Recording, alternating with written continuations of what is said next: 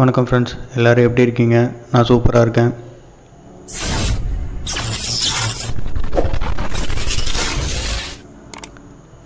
இன்றைக்கி நம்ம பார்க்க போகிறது பார்த்திங்கன்னா, ஃப்ரிட்ஜில் இந்த ப்ராப்ளம் நிறையா வரும். அடிக்கடி இந்த ப்ராப்ளம் வரும், சின்ன சின்ன ப்ராப்ளம் வரும்.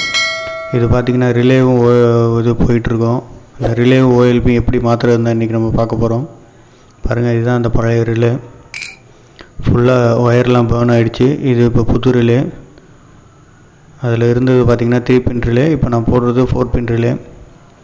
இது பார்த்திங்கன்னா இது ரெண்டும் கெப்பாசிட்டர் ஒயரு. பின்னை இந்த மாதிரி நீங்கள் கிளிப் அடிச்சிங்கன்னா பின்னு கட்டே ஆகாது, டேமேஜ் ஆகாது. இந்த மாதிரி பேர்ன் ஆகிறதுக்குலாம் வாய்ப்பே இல்லை. இங்கே பாருங்கள், இந்த மாதிரி ஸ்ட்ரைட்டாக வச்சுங்க. ஃபஸ்ட்டு வச்சுட்டு இது பண்ணிவிடுங்க. நான் அப்புறமா ஒரு தடவை உங்களுக்கு இந்த பின் அடிக்கிறத பற்றி ஒரு வீடியோ தெளிவாக போடுறேன், எப்படி பின்னெல்லாம் அடிக்கிறதுன்னு.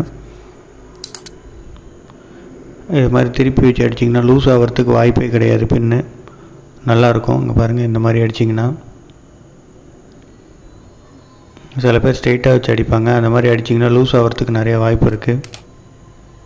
இந்த மாதிரி அடிச்சுட்டு டேப் அடிச்சிருங்க பக்காவாக. இங்கே பாருங்கள், இந்த மாதிரி டேப் அடிச்சிருங்க.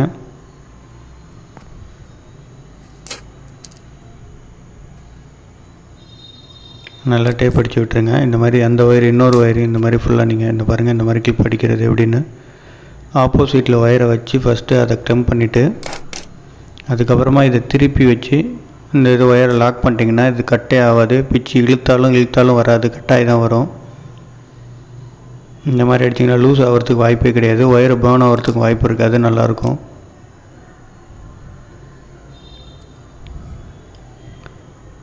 நல்லா டேப் அடிச்சுக்கோங்க.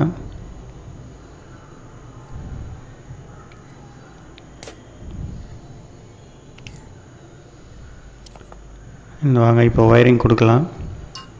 பாருங்கள், இதான் ஓஎல்பி கொடுத்துருக்கேன். ஓஎல்பி வந்து பார்த்திங்கன்னா ஒரு லைன் டைரெக்டாக ஓஎல்பிக்கு வந்துடும்.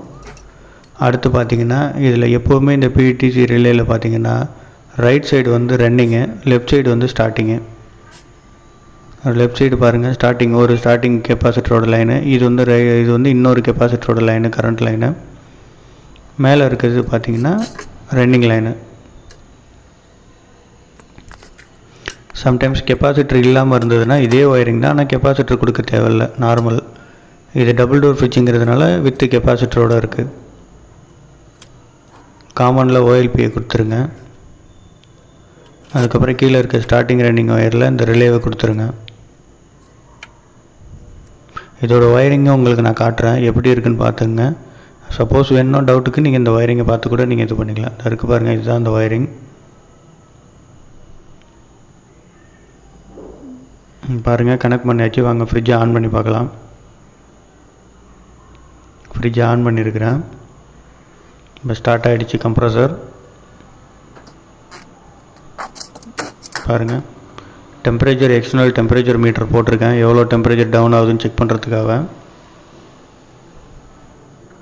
இப்போ காட்டுறேன் பாருங்கள், அந்த மீட்டரில் எவ்வளோ டெம்பரேச்சர் டவுன் ஆகுதுன்னு.